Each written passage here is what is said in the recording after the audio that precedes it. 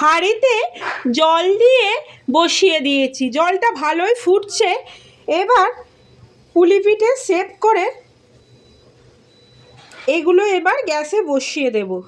দেখুন, একটি ঝাঁঝরির মধ্যে তৈরি করা পুলিগুলো দিয়ে দিলাম। এইভাবে ভাপা পুলিগুলো হতে থাকবে মিনিট 20-25 মতো। ভাপানোর পর তৈরি হয়ে যাবে ভাপা পুলি, যা নলেন গুলে ডুবিয়ে খাওয়া হবে। এবার ঢেকে দেবো ওপর দিয়ে।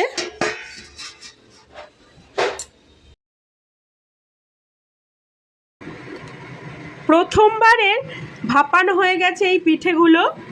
আরও একবার মানে দ্বিতীয়বার আরও পিঠে ভাপাতে বসিয়েছি।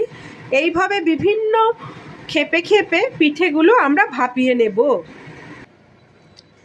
ভাপানো পুলি, পুলি পিঠে ভাপানো।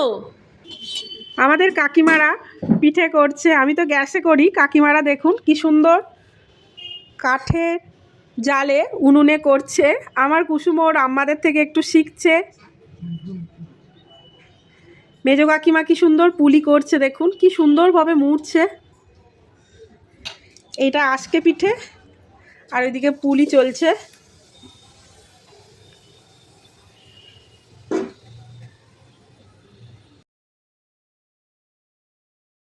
আজ হচ্ছে পৌষ সংক্রান্তি। দেখতে পাচ্ছেন আমার হাতে এই বাউনি, আর আমি আজকে আমার সেজো আম্মা এবং মেজো আম্মার থেকে বাউনি বাঁধা, এবং এটা দেখতে পাচ্ছেন এই যে আজকে পিঠে আমার মেজো আম্মা ও সেজো আম্মারা বানিয়েছেন। আজকে এই উপলক্ষে আপনাদের অনেক অনেক ভালোবাসা, এবং আমার মাকে ফলো করবে, এটাই আমার ইচ্ছা। নমস্কার।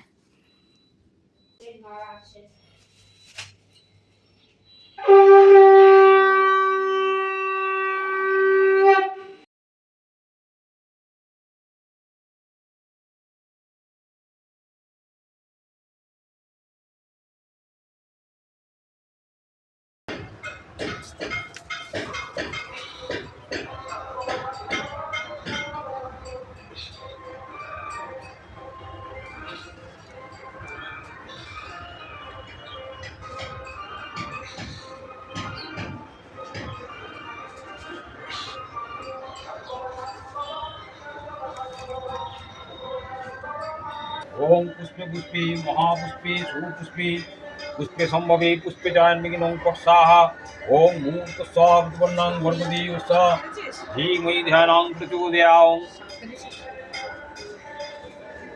मिष्टि क्यार्वणं बुकुदा संकचक्रं ओम हिदाय